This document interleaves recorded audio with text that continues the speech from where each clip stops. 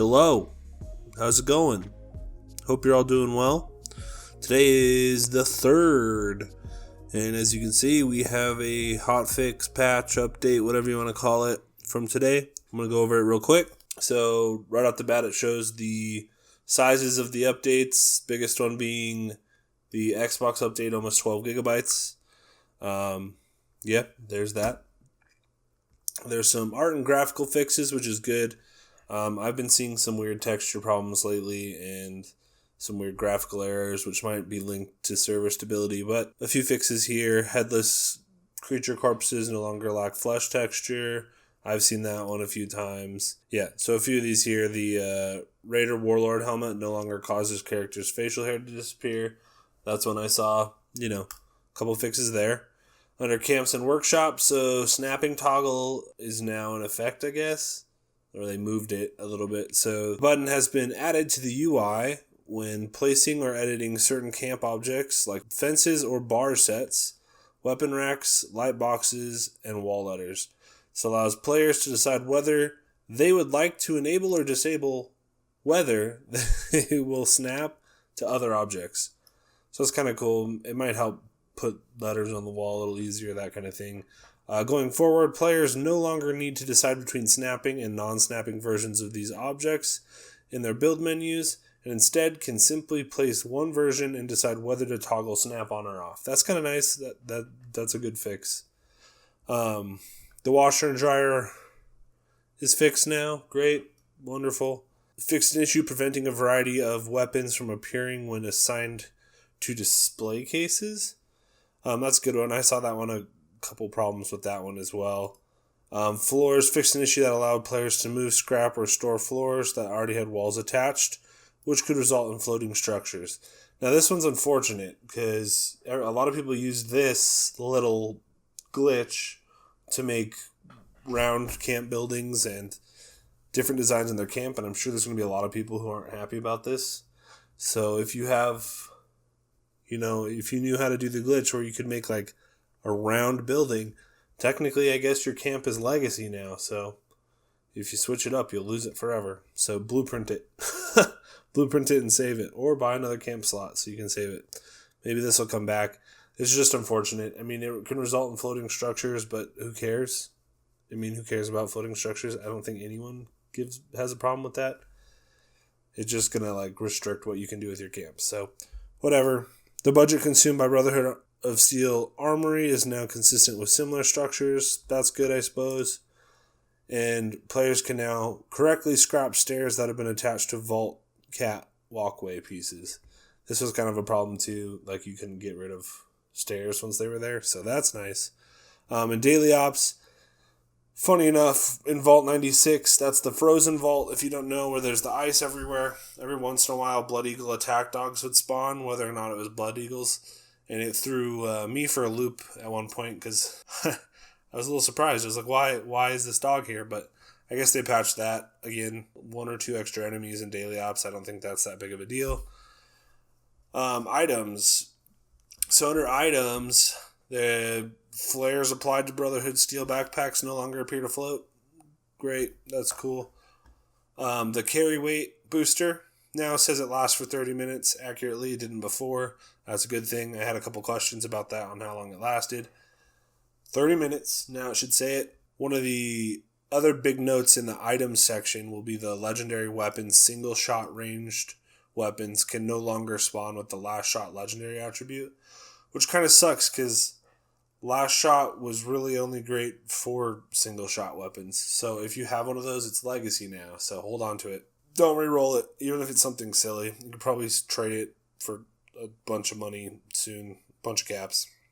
So that's unfortunate, but I mean, if you have one, you have one. That's cool. The Facebreaker stuff has been fixed, so there was some issues with how many legendary modules, and it also had it would spawn with a different skin, but now it just has a standard appearance mod skin attached, so that's cool. Localization. So localization is pretty much just making sure things are translated for specific locations. So I'm not really going to talk about it, but it just translates stuff properly to different languages and stuff for people. So that's a good thing. That's good. I mean, it would suck if you couldn't read or understand what was going on because you didn't know the language. Smiley. So this one's cool. Players can now purchase gold bullion from Smiley up to their current maximum of 10,000. That's good. I had a couple people ask me this morning if that meant they could just buy gold up to 10,000 gold. No, that's not how it works. It's just you could still buy your max once a week. I think it's 6,000 caps for 300 gold bullion. I'll put a little video in showing you can't buy again that I did right after the fix went through. That's all I've got. Check back every week. Check back every week, friend. I'll have more for you then. And then there's a whole bunch of quest fixes, which is probably a good thing. I mean, there's been a lot of people having issues with it. So a notable one would be Swarm of Suitors. That's one of my favorite ones to get legendary cores. It just fixes how much it gives you or how many cores it gives you. Same thing with Distinguished Guests, which I hate that quest, but yep, there it is. And then Feed the People and Campfire Tales now correctly award 1 to 3 legendary cores on completion, which is cool. Neither of those have I ever gotten a legendary core from. Not that it matters. I have a huge surplus of legendary cores, and I still need another way to make modules. Please, Bethesda, give us another way to make modules. But yeah, there's a bunch of different quest updates, which is a good thing. So if we go down to seasons, rank up rewards. So some people are having problems earning atoms, but now it's hotfix. So all you have to do is, if you weren't getting the atoms on your scoreboard like you should have been, just complete a daily or a weekly event now, and it should update that and give you the items you need. This is a good thing. That's a good fix. Interface, so carry weight displayed on the Pip-Boy is now consistent with the player's actual carry weight. It's a good thing, I suppose. Controls will no longer become unresponsive when exiting a workbench. That's a good thing. Favorites accurately shows the Chinese sword symbol in favorites. Cool. And then scoreboard fixed an issue in which some players needed to log out and back in between claiming a rank up reward and accessing it in-game. I actually experienced this one, so that's nice. This has happened a couple times to me where I can't get what I earned, so that's a good fix. I'm happy they did that fix. And then world in general, corrected several locations where you could see outside the game world. There's a million locations like this. You can clip under the map a million different places, get outside the map. Good, bad, I don't know. But they fixed some of them, so I'll say that's a good thing. And interiors, enemies now respawn correctly inside interiors that are also used as instances for daily applications. That's good.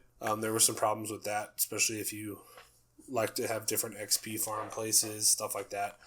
Pathing, so addressed a couple locations in the game where players could get stuck.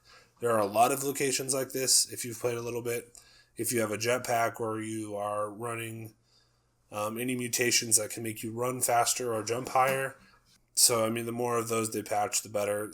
There are times I'll just jump up with my jetpack and get stuck on the weirdest little rock or corner of a roof, and it's quite funny. And then the last one is West Tech. So fixed an issue where a door inside the West Tech FEV production center would be inaccessible outside the Catalyst quest. So I don't really know about this one. I ran down there to check it out. I think you can get one more door deeper, but you're still stuck. Like, it's not much further. Although I think it will allow for a few more super mutants to spawn. So if you like to run West Tech as an XP farm, this is probably a good place and a good thing for you. It'll spawn a couple more. There's a little bit of a trick where you can jump between the top instance, the regular West Tech, and the FEV, and get the super mutants to respawn, so you can just keep farming. So that's cool. A few more super mutants down in the FEV production center will be great. But yeah, unfortunately, if you guys saw my last video, it was a little bit of satire talking about the problems with the servers and stuff. Fortunately, there's nothing in this update that I can see that talks about server stability or any of the problems around it. Now, that doesn't mean it's not being addressed because it's not in this update, but I would encourage you to hop on and see if you're still getting the problems where you're getting kicked out or, the game freezes every 30 seconds because of server connection, whatever it is. Just hop on and see there. I mean, it could be improving. I know some people have been banned.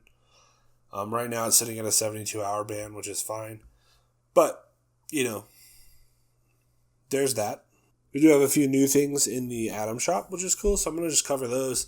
So there's the Water Slide Bundle, which is super cool. So Wavy Willard's Wipeout, which looks pretty fun. I might pick it up. So you can buy that individually, or you can buy the Water Slide Pack. Comes with some new chairs, a new floor type, that kind of stuff. A water tube deck chair, which is pretty cool. The Camden Park stove is there, as well as the clean shower. Those are still there. And then there's the employee bundle as well. And I think the biggest thing here is checking out the Wavy Willard's Wipeout stuff. There's some cool stuff. If you guys are really big into building camps, which I know is half this game, building really cool camps, check it out. The Wavy Willard's one is super cool. There's also the Vault-Tec product bundle, which is pretty cool. It has a bunch of the Vault-Tec flavored items. So floor pieces, a chair. I think there's a cuckoo clock, the weapons workbench, the pristine Vault-Tec power generator, which is pretty awesome. So check that out. And of course the abandoned mine and the two newer things, which I haven't talked about, but they're not new with today's update. The special loadout and the camp loadout, those are pretty cool. Kind of sucks that you can't just earn them. I mean, you technically could through earning atoms and then purchasing them, but to get another special loadout, another camp slot, it's pretty awesome. You can have a variety in what you're playing and what you're doing. And then in terms of free stuff, there is a checkered shirt in apparel and a free supply package in utility. So don't forget to grab those today. But yeah, that's about it for this one. I'm hoping that there's a little more with the server stability and what's going on there. Don't lose hope. They're doing better. They're working on what they can, and I know it's frustrating getting logged out over and over, and it sucks. It really does, but, I'm going to keep playing. I hope you guys keep playing. And in the last day, it's felt a little better. It hasn't been as bad. I know I posted my hate video towards the server issues, and it's not really hate. It's just I couldn't record any content because I kept crashing over and over and over. So I was like, I guess this is my video. Just keep hope. I mean, it's going to get better and we'll see what happens. So anyway, that's it for this one. I do appreciate all you guys. I'm over 1,000 subscribers now. Thank you so much. That's super awesome. It's super exciting to see that happen. And I'm going to work on making more content for you guys and bringing you stuff you want to see. That being said, if there is anything specifically you need help with in the game, or you don't know how to do, or you just are curious about, let me know down in the comments. And I might pick that idea and make a video out of it just to help you out. And I really don't care if I make a video specifically for a small group of people and like 5 people watch it. I don't care. If it helps you out, that's cool. So do leave me a comment. Let me know. And also, if the servers are feeling a little better for you, let me know down in the comments as well. Anyway, if you like this one, hit that like button. If you want to see more content like this, hit that subscribe button. I've got a pretty big Fallout 76 playlist on my channel. Check that out. I'll see you in the next one. Later.